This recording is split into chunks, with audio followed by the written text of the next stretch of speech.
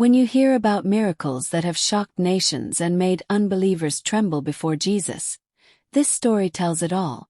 How could such a miracle happen through a small girl, unless God was involved?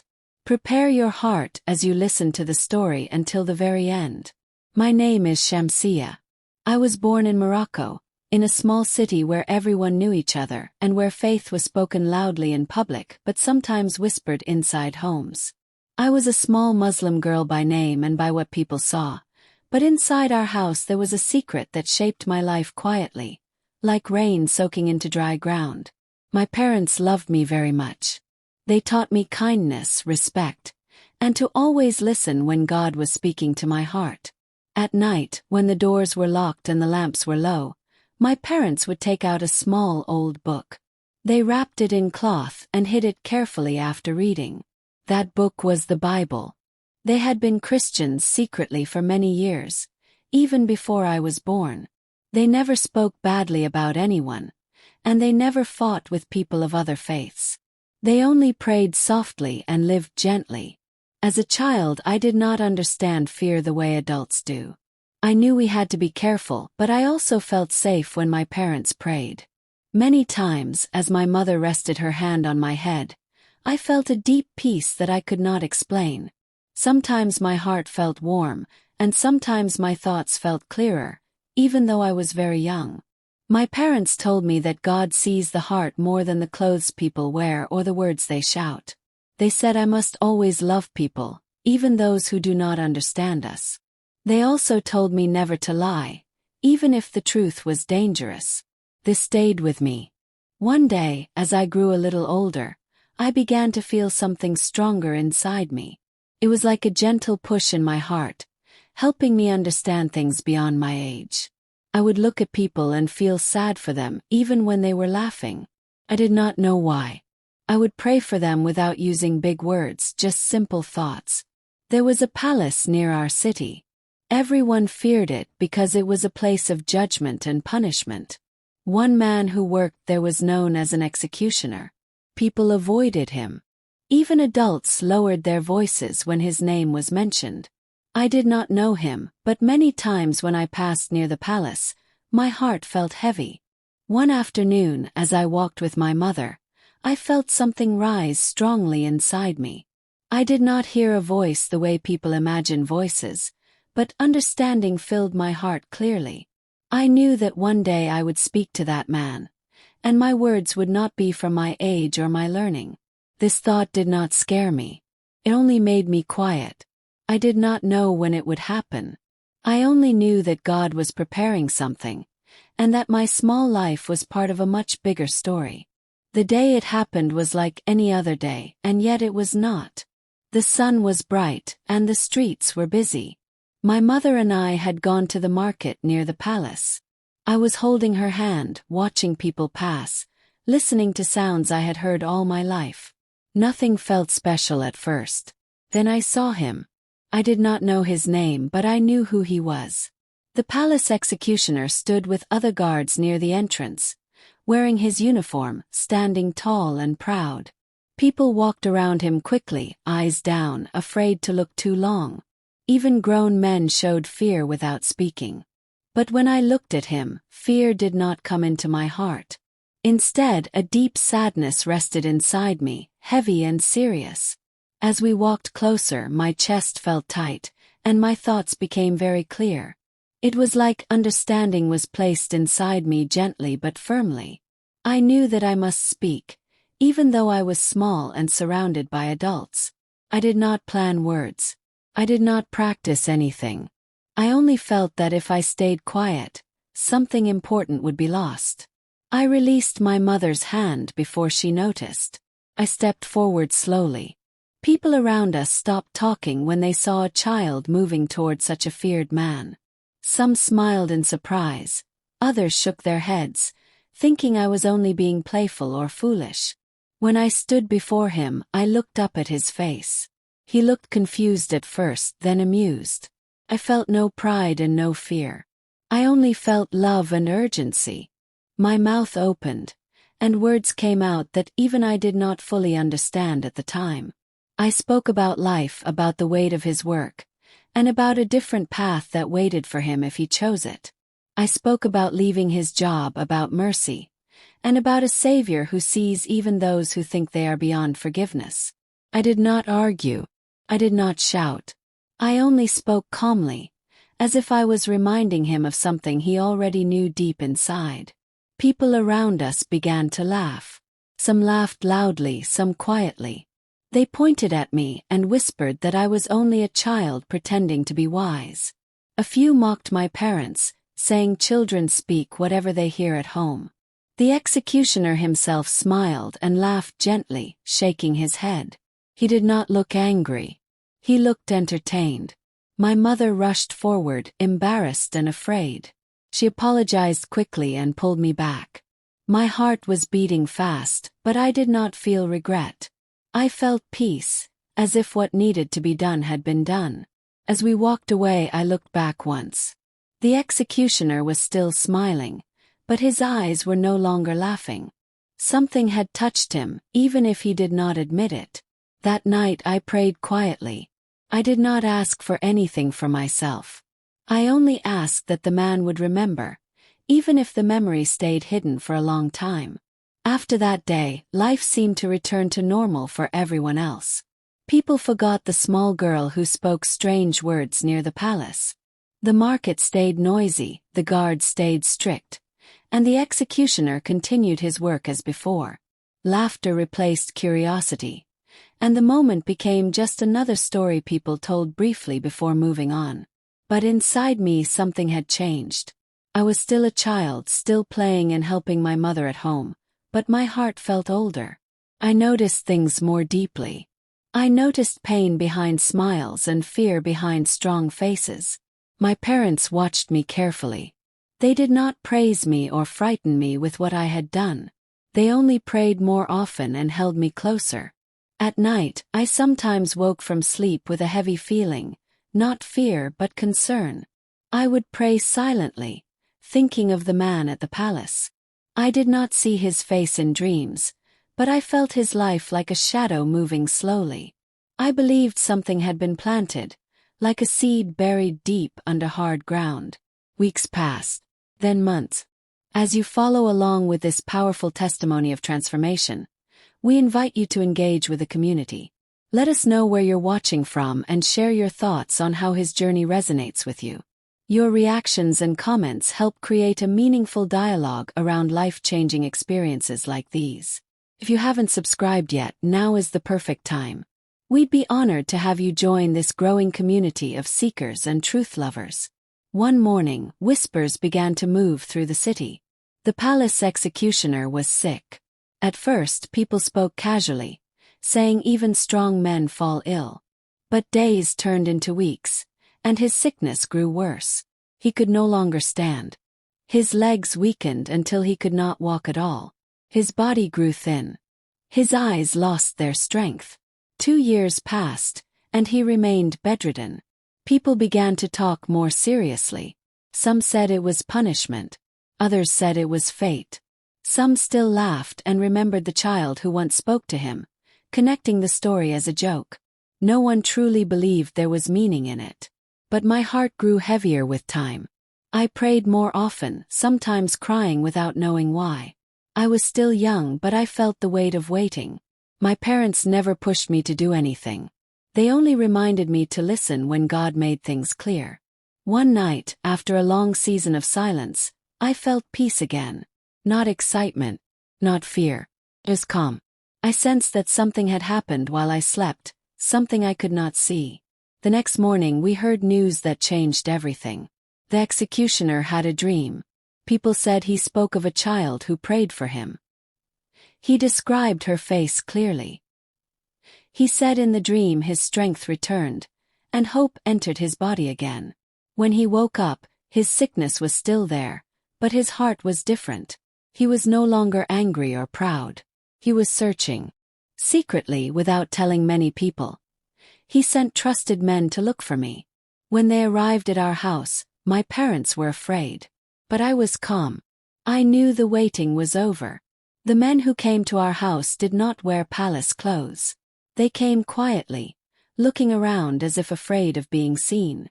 My father opened the door slowly. I could see his hands shaking, but his face stayed calm.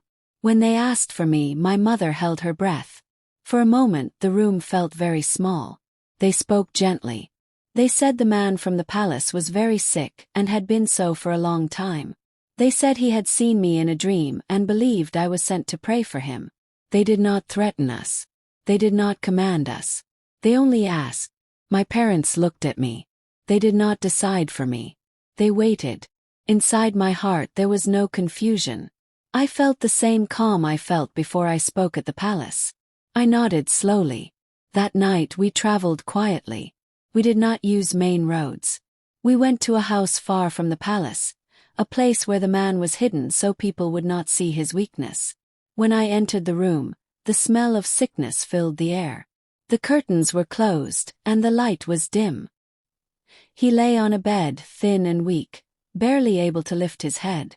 When he saw me, his eyes filled with tears. Not loud tears, but heavy ones. He looked at me as if he had been waiting a very long time. I did not feel proud. Felt small. I felt like a child standing where only God could place her. I walked closer. My parents stayed behind me. The room was silent. I did not prepare words. I only prayed in my heart. I placed my hands gently on his legs. I let him know, not with commands but with calm certainty, that strength was returning. Then I placed my hands on his chest. I felt warmth move through my palms, not from me but through me. Suddenly his body shook. He began to vomit something dark and thick, like old blood that did not belong inside him anymore. Everyone in the room stepped back in shock. No one expected it. Even the men who brought us looked afraid. After a while, his breathing became steady.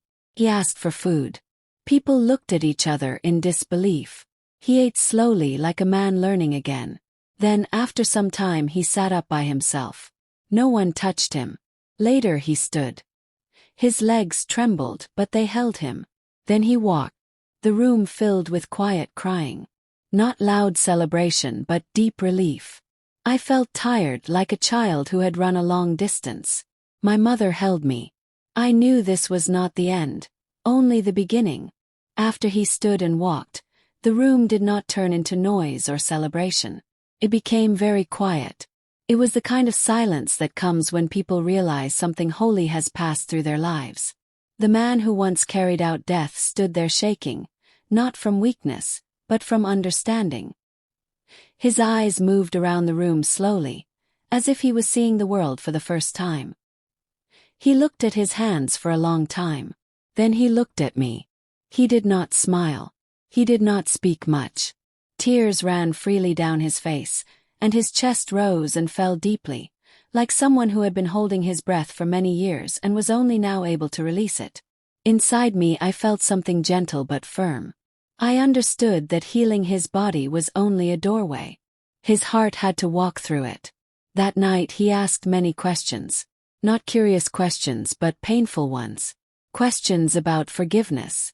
Questions about whether a man who had ended lives could still be loved by God. I did not answer with long explanations. I spoke simply the way my parents taught me. I let him know that God looks at the heart that turns back, not at the past that cannot be changed. He listened closely. He did not argue. He did not defend himself. It was as if his strength had returned to his body, but his pride had left completely. In the days that followed, he kept us hidden and safe. He did not return to the palace. He pretended to still be sick so no one would question his absence. At night, he would sit quietly and think for long hours. Sometimes he cried alone. Sometimes he asked me to pray, not loudly, just quietly, so no one outside would hear. I noticed how his face changed. The hardness that once lived there softened. The anger that made people fear him faded. He became gentle, even with his own family. His wife and children watched him closely, confused but hopeful. One evening, he let me know that something had settled in his heart. He understood that the life he lived before could not continue. He wanted to leave his old ways, even if it cost him everything. He asked for a pastor, someone who could guide him properly and help him understand the faith my parents had hidden for years. When the pastor came secretly, the man wept openly. He did not hide his tears from his family. He received Jesus with a broken and honest heart. One by one, his wife and children followed. The house that once held fear now held peace. I watched quietly. I was still a child, but I understood something important. God does not need age, strength, or position. He only needs a willing heart. After the man and his family turned their hearts fully to Christ, everything felt different, but not easier. Peace filled the house, yet danger quietly grew outside it. In places where faith must be hidden, change never stays secret for long. My family returned home carefully. My parents were thankful, but they were also watchful. They knew that when a powerful man leaves his position and changes his path, questions always follow. People began to notice that the palace executioner no longer appeared in public. His absence became a subject of discussion. Some believed he was still sick. Others suspected more. At home, my parents prayed more deeply than before. They did not panic, but they prepared their hearts. They reminded me gently that obedience to God sometimes brings trials, even when miracles happen first. I listened, though I was still learning what that truly meant. The man who had been healed never returned to his old work. Quietly, he resigned. This alone caused confusion and anger among palace leaders. His former friends avoided him. Some visited his home pretending concern, but their eyes searched for answers.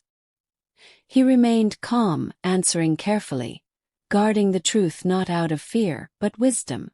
His family changed too. They stopped living loudly. They learned how to pray quietly, how to love deeply, and how to forgive freely. Sometimes I visited them with my parents. We did not speak much. Our presence together was enough. I noticed something else during this time. The understanding inside me did not leave. Grew but gently. I did not walk around speaking boldly or acting important. I returned to being a child, playing, learning, and helping at home. But when I prayed, my prayers felt heavier, more focused. One night, my father told me that God often uses small people to move big hearts because small people are less likely to take credit. That stayed with me. Rumors eventually reached the wrong ears. Whispers of faith change, healing, and secret prayers began to move. My parents knew we could not stay forever. Love does not always mean staying. Sometimes it means moving so the work can continue. The man and his family prepared to leave the city quietly. He asked to see me one last time. When we met, he did not thank me. He thanked God. He let me know that his life now belonged to mercy, not fear. That gave me peace. As for my family, we waited. We prayed. We trusted. Leaving our home was not sudden, but it was quiet. There were no goodbyes, no announcements, and no tears in public. Inside our house, though, everything felt heavy. The walls that had held our whispered prayers, the floor where my parents knelt many nights, and the corner where the Bible was hidden all felt like part of my heart. My parents explained gently that sometimes God leads people away, not because they failed, but because the season has changed. I did not fully understand seasons then, but I trusted them. I trusted the same presence that had guided me before. We traveled mostly at night. I stayed close to my mother. My father watched every movement around us. Fear tried to rise in me, but peace always came before it could settle. I learned that courage does not mean the absence of fear. It means choosing obedience while fear is still nearby. As we moved from place to place, I saw many faces. Some were kind. Some were suspicious. Some were broken. I realized the world was much larger than my city and that pain lived everywhere, not only where faith was hidden. This made my heart softer, not harder. There were days when I missed being a child with no weight on my thoughts. But even then I felt joy in small things. Shared meal. Quiet prayer. My father's hand on my shoulder. my mother's songs at night. I also learned silence. Not the silence of fear, but the silence of listening. I learned that God does not always move loudly. Sometimes He moves slowly, deeply, shaping the heart in ways no one else can see. Wherever we stayed, my parents continued to live gently. They helped people. They listened. They prayed. They never forced belief on anyone. They showed love first. I watched them and understood that faith is not proven by words, but by a life that reflects mercy. The story of the healed man reached us once more through quiet channels. He and his family were safe. They were growing. They were helping others quietly. This made our sacrifices feel lighter. I began to understand that my life was not meant for one moment only. The day at the palace was not my purpose. It was only an opening. God was teaching me patience, humility, and love through movement and uncertainty. As time passed, I grew older, but the way God worked in my life did not become louder. It became quieter. I learned that not every work of faith is meant to be seen by many people. Some are meant to be planted deep, where only God can see them grow. We settled for a while in a place where no one knew our story. There I was just a child again. I helped my mother with daily work. I learned to read better. I played with other children who did not know what my family carried in our hearts. Sometimes I wanted to tell them everything, but I learned to hold my words. Silence became a form of obedience. Inside me, prayer changed. I no longer prayed only when something urgent happened. Prayer became like breathing. I prayed while walking, while helping, while listening to others. I learned that God does not only hear prayers spoken with the mouth, but also prayers felt deeply in the heart. There were moments when I remembered the man from the palace and wondered why God chose that path for my life. I was never given a clear explanation, but understanding settled in me slowly. God often uses moments, not to lift a person above others, but to teach them how low they must remain to serve well. I also learned compassion in a deeper way. I met people who had done wrong things, and instead of judging them, I felt understanding. I realized that many people are trapped by fear, duty, or survival. This did not excuse wrong actions, but it taught me how mercy works alongside truth. My parents guided me carefully. They reminded me often that faith is not about power or attention. It is about love, endurance, and truth lived daily. They warned me gently not to think of myself as special. They said God is special, and we are only vessels. As I grew, I noticed that the same gentle guidance still came when needed. Not often, not loudly, but clearly. It helped me know when to speak and when to stay quiet, when to help and when to wait. I understood then that my story was not meant to end with miracles alone. It was meant to continue through faithfulness in ordinary days. As I continued to grow, I began to see how that one healing touched many lives far beyond what I first understood. The man who was healed did not become famous. He did not stand in public places to speak. Instead, his life spoke quietly. People who once feared him began to notice his gentleness. Some did not know why he had changed, but they felt it. From this, I learned something important. True faith does not create enemies. It creates bridges. My parents taught me that loving Christ does not mean hating others. It means seeing people the way God sees them, not as labels or positions, but as hearts in need of grace. I met believers who were strong and believers who were weak. I also met people who did not believe at all. I learned not to divide my love. Some people listened when I spoke about faith. Others did not. My duty was not to force understanding, but to remain kind and truthful. There were moments when people asked me about my past. I shared only what was helpful, not to impress, not to frighten, and not to gain attention. I learned that testimonies are not tools to raise ourselves. They are reminders of what God can do when we surrender. I also learned forgiveness in a deeper way. I thought often about the palace and the things that had happened there. Instead of anger, I felt prayer rise in me. I understood that bitterness would only close doors God wanted to open. Faith became less about moments and more about consistency. Loving when it is hard.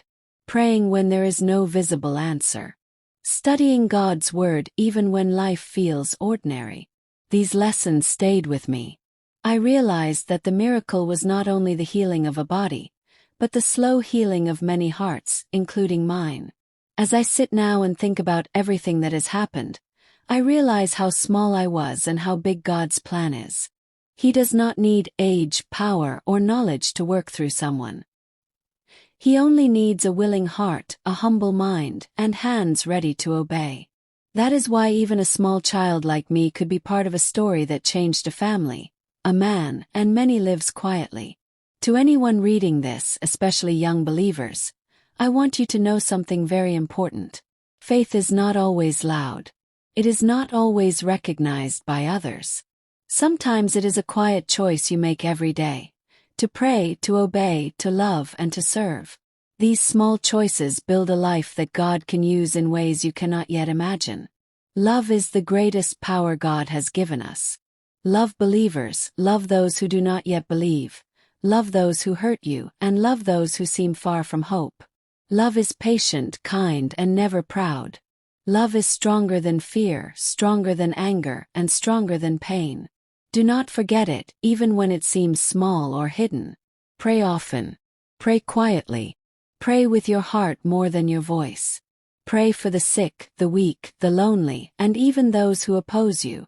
Prayer is not only for asking. It is for connecting with God, listening to His guidance, and becoming a person He can use. Study God's Word. Learn it not just to memorize but to understand and apply. Let it shape your thoughts, your choices, and your heart. It is like a lamp in the darkness, a map in the unknown, and a companion in every moment of life. Be humble. Do not seek recognition for what God does through you. Miracles, healing, and change are not your power, they are His. Your role is to trust, obey, and love faithfully. Even if people laugh at you, doubt you, or ignore you, remain steady. God sees, and His work is never wasted. Lastly, remember that every life matters. A small word, a gentle prayer, a loving action can change the path of a person you may never meet again. Be faithful, be patient, and be courageous. God is with you, and He can do far beyond what you can imagine, even through a small child. Hold on to Him. Walk with Him. Love Him. And let your life, quietly or boldly, reflect His mercy and grace every day.